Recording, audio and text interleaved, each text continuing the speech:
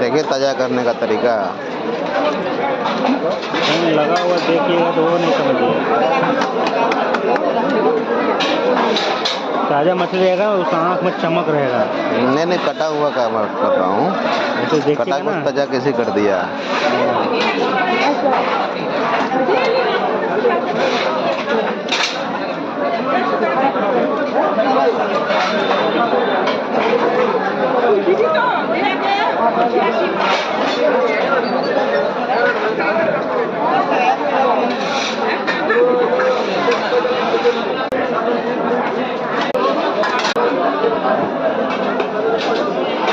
अंडा को अलग कर दीजिएगा सर।